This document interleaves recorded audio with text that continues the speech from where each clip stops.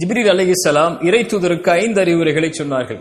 எப்படி வேண்டுமானாலும் வாழ்ந்து கொள்ளுங்கள், ஒரு நாள் இந்த உலகத்தை விட்டு பிரிந்து விடுவீர்கள் என்ற எண்ணத்தில்.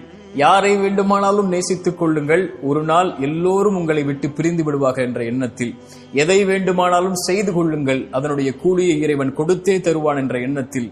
ஒரு இறை நம்பிக்கை கொண்டவனுடைய மதிப்பு இரவு வணக்கத்திலே இருக்கிறது. கடைசியாக இறுதியாக சொன்னார்கள், ஒரு மனிதனுடைய இறை நம்பிக்கை கொண்டவனுடைய கண்ணியம் என்பது யாரையும் அவன் சாராமல் வாழ்வதில்தான் என்று. மிக முக்கியமானது அது.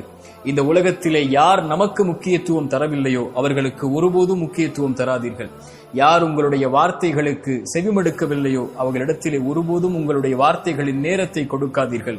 உங்களை விட்டு யார் பிரிந்தார்களோ அவர்களுக்காக ஒருபோதும் அழாதீர்கள்.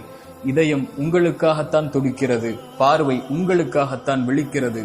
உங்களையும் உங்களுடைய இறைவனையும் மட்டும் சார்ந்து வாழுங்கள்.